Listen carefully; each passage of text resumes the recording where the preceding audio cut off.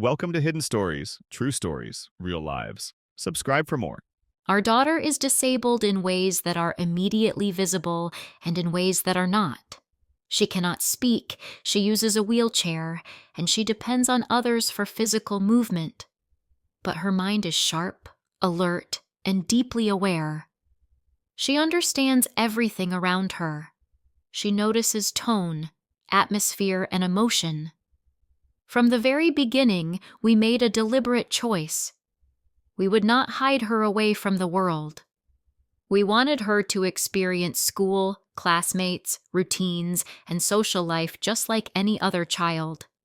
We believed that being part of a community mattered, even if it required extra effort and trust.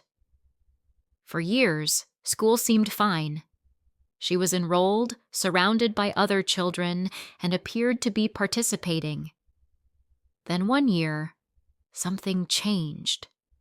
Slowly at first, almost imperceptibly, she became withdrawn. Her energy faded. She stopped responding the way she used to. The light that once seemed present in her eyes dulled.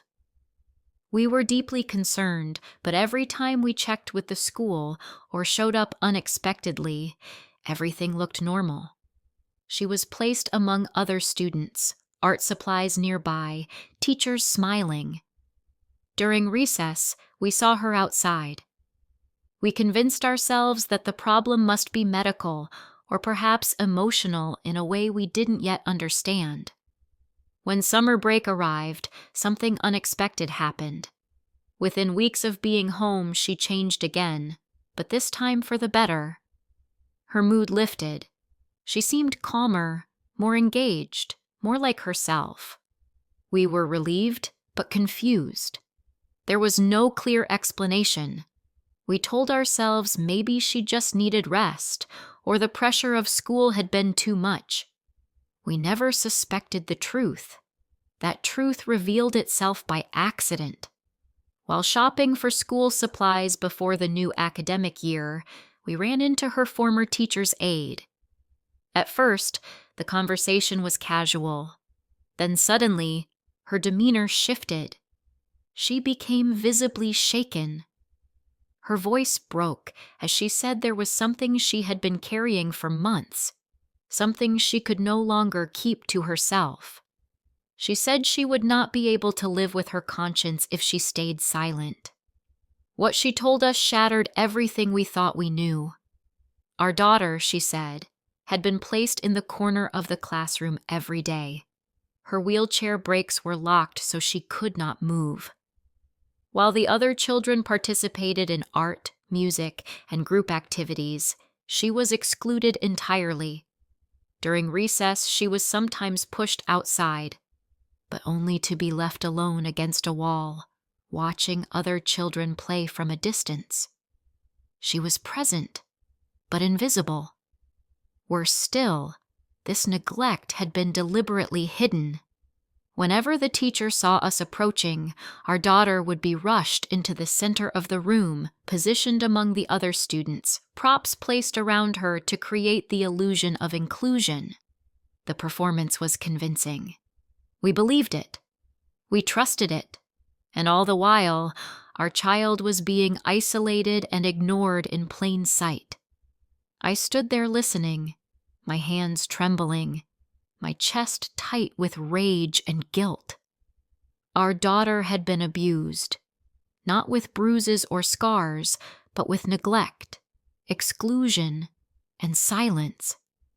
And it had happened right in front of us, hidden behind carefully staged moments. The realization that we had unknowingly left her in that environment is something I will carry forever. We acted immediately. She was transferred to a new school without delay. I met with the administration and described everything in clear, unmistakable terms. I made it known that if anything remotely similar ever happened again, I would pursue legal action against the district and every individual involved. I was done being polite. I was done assuming good intentions were enough. Her new teacher listened with tears in her eyes. She didn't make excuses. She didn't minimize what had happened.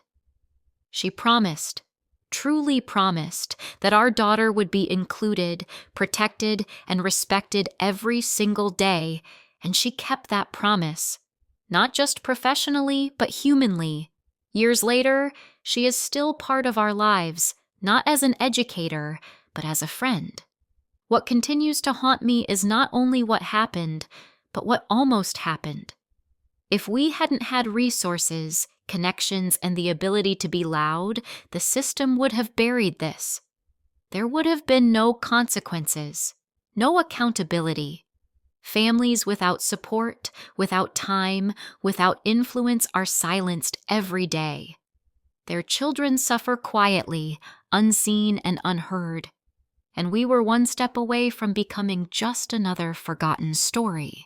Thank you for being here. Like and subscribe for more.